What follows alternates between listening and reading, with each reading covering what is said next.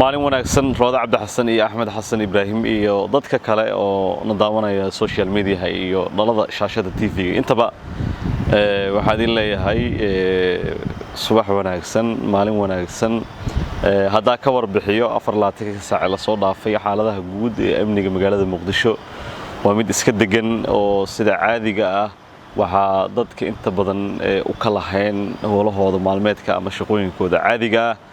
24 saac la soo dhaafay si guud 17 degmo ee gobolka Banaadir amnigeeda wuxuu ahaa mid iska caadi ah oo iska haboon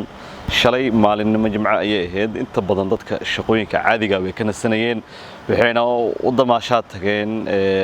xeebta Jazeera iyo xeebta kale ee Lido oo inta badan dadka jimcihii ay ku nastaan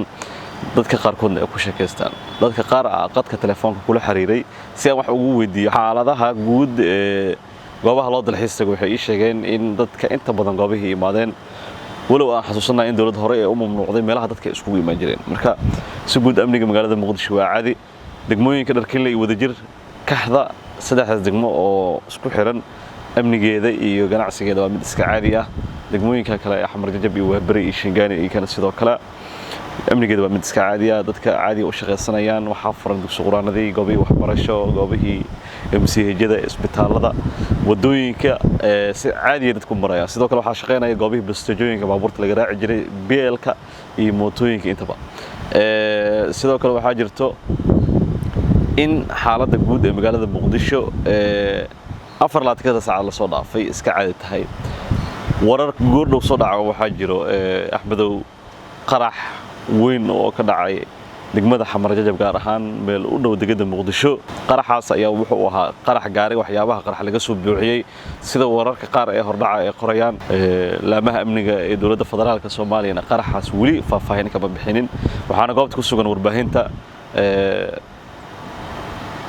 qaraxan ayaa yaani degada ka dhacay waana xilli hore oo arurnimadii saaki oo dhacay inta badan xilligaas waa xilliga dadka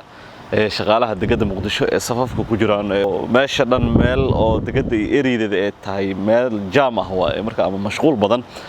marka wararkii ku soo kordho kulay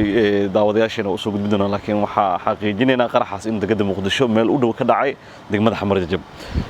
sidoo kale amniga guud ee labada shabeellada dhexe shabeellada hoose waa iska caadi walow shabeellada hoose bilihii dambe howlgallo badan ay ka jireen ciidamada dawladda federaalka Soomaaliya ee ka wadeen goobihii basteejooyinka laga reeri jiray gobolada ayaa shaqeynaya sida gobolka Hiiraan gobolka Shabeellada Dhexe iyo gobolka Shabeellada Hoose hadalhaynta dhalinyaradana magaalada Muqdisho waxay tahay arinta ku aadan isboortiga iyo isdhexgalka bulshada iyo sidii amniga magaalada Muqdisho loo xaqiijin lahaa dadka siyaasadda gorofayna waxay hadal hayaan arinta maqaamka Muqdisho oo hore loo sheegay in 13 ka mid ah xubnaha aqalka sare la sii doono